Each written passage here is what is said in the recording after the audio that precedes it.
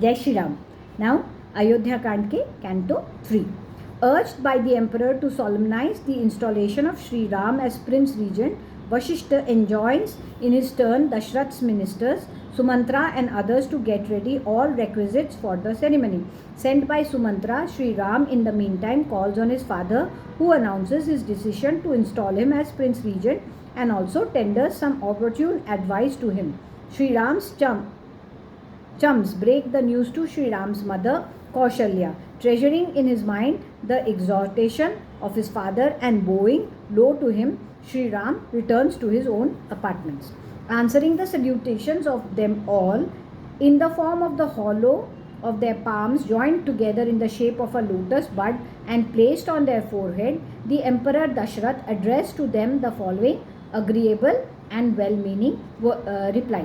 I feel supremely pleased and incomparable in my fortune in that you all desire my eldest and favorite son, Sri Ram, to be installed in the office of Prince Regent. Having thus returned the honor done by them, the citizens of Ayodhya and the people hailing from the countryside, the emperor spoke as follows to Vashishta, Bamdev and the other Brahmins within the very hearing of the former, the people of Ayodhya and the countryside.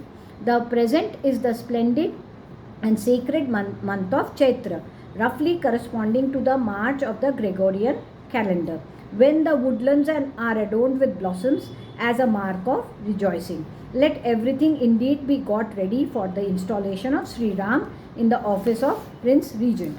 The emperor's statement having ended there actually issued forth a loud clamour from men. And that clamour of men having died out by degrees, Dashrath, the ruler of men, addressed the following words to sage Vashishta, a veritable tiger among hermits, as also to Vamdev: Be pleased, O venerable sir, to enjoin all the traditional ceremonials which are required according to the Shastras for the installation of Sri Ram as Prince Regent, along with the accessories that will be required for conducting the ceremonial. Hearing the aforesaid submission of Dashrath, the ruler of the earth, Vashishta, the foremost of sages, commanded the ministers, Sumantra and others, authorized in this behalf, who stood with joined palms in front of the emperor. Please get ready gold and other precious substances, oblations to be offered to the gods, as well as all the medicinal herbs essential for the installation ceremony, white flowers and parched grains of paddy, as also honey and ghee kept apart, nay, pieces of brand new cloth, a chariot, as also all kinds of weapons, as well as the army consisting of all its four limbs, viz. Horse, elephants, chariots and infantry. Again an elephant endowed with auspicious bodily marks, a pair each of whisks made of a yak's tail, and fans both, a flag and a white umbrella, nay 100 gold pitchers, effulgent as fire, a bull with gold-plated horns, and a whole lion skin with nails, etc., intact, and everything else such as sandal paste that may be desirable. Keep all these requisites ready next morning at or about the royal fire sanctuary. Let the gates and doorways of the gynecium as well as of the whole city be decorated with sandal paste and garlands, as well as with fumes of incense ravishing the olfactory sense.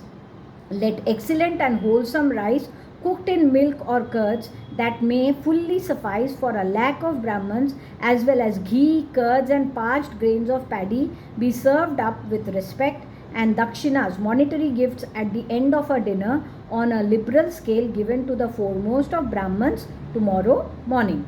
As soon as the sun rises tomorrow, there will be Swasti Vakana, a religious Vasana, a religious rite preparatory to any religious or solemn observance, in which blessings are invoked on the individual to be consecrated for the observance.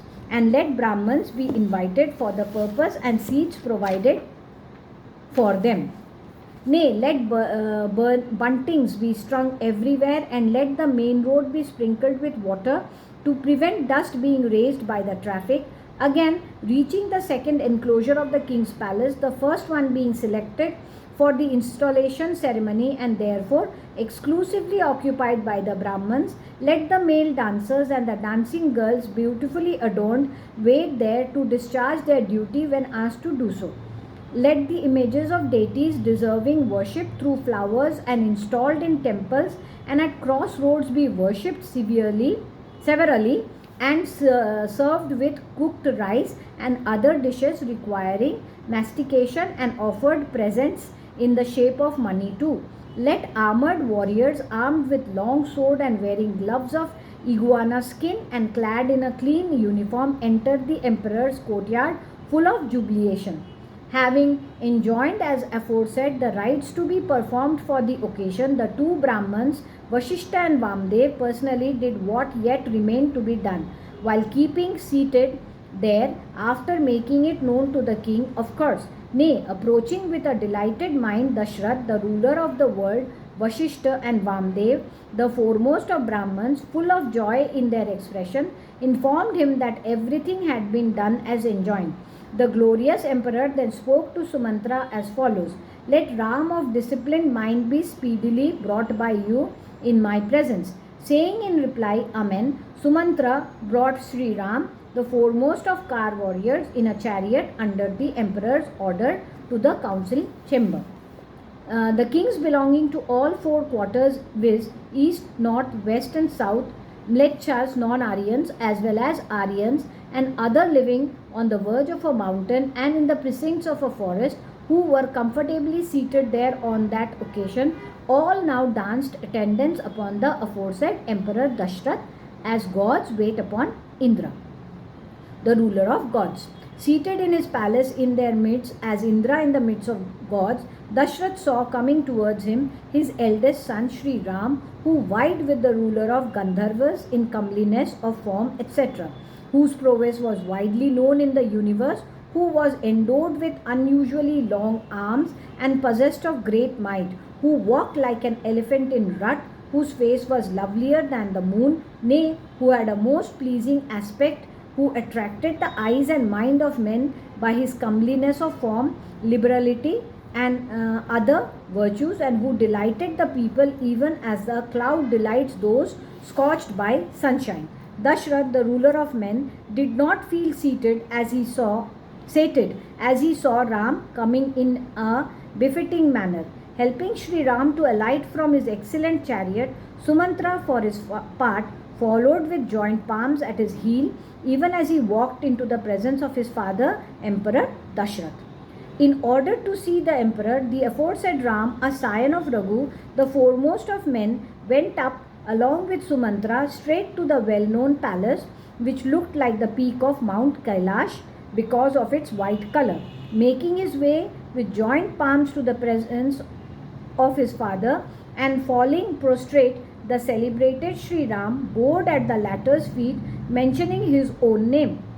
Seeing him lying prostrate by his side with joined palms, the king, a ruler of men, took him by his joined palms and drawing him near, hugged his beloved son. Nay, the emperor offered to the said Sri Ram a splendid and excellent seat, beautifully inlaid with gems and gold and already kept ready by his servants. Mounting the princely seat, Sri Ram, a scion of Raghu, illumined it by his own effulgence in the same way as the clear sun would illumine Mount Meru at dawn. Illumined by him, that assembly too shone brightly on that occasion, even as the autumnal sky spangled with bright planets and stars would shine all the more brightly when illumined by the moon.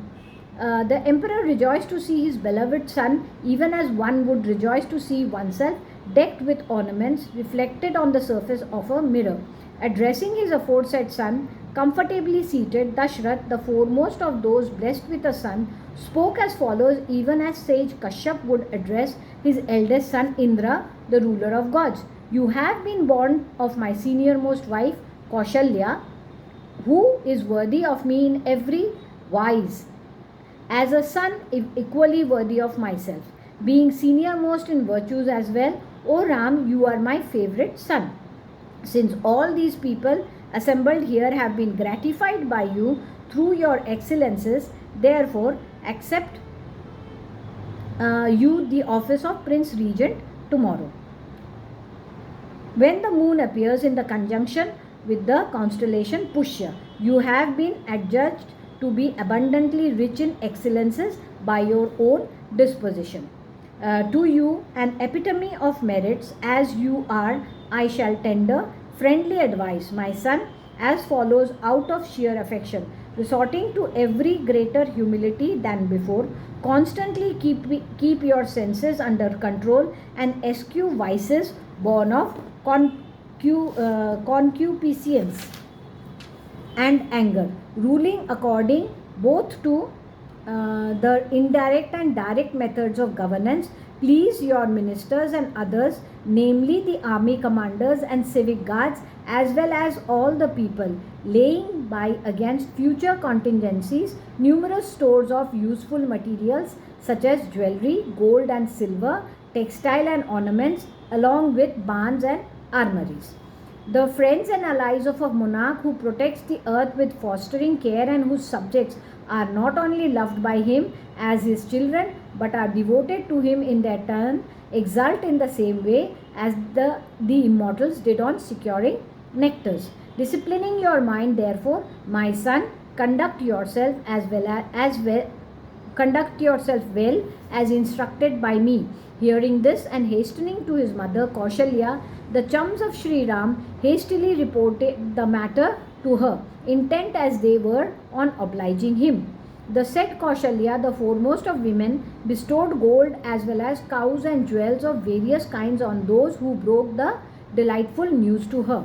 Then, bowing to the emperor and mounting the chariot, Sri Ram, a scion of Raghu, retired to his splendid palace, greeted on by the way by multitudes of men. Immensely delighted to hear the said announcement of the king, even as one would feel on being promised a coveted boon, and taking leave of the emperor, the aforesaid citizens too speedily returned to their respective dwellings and duly worship the gods in order that Sri Ram's installation may be concluded without any let or hindrance. Thus ends Canto 3 in the AYODHYAKAND of the glorious Ramayan of Valmiki, the work of a rishi and the oldest epic. Jai Shri Ram.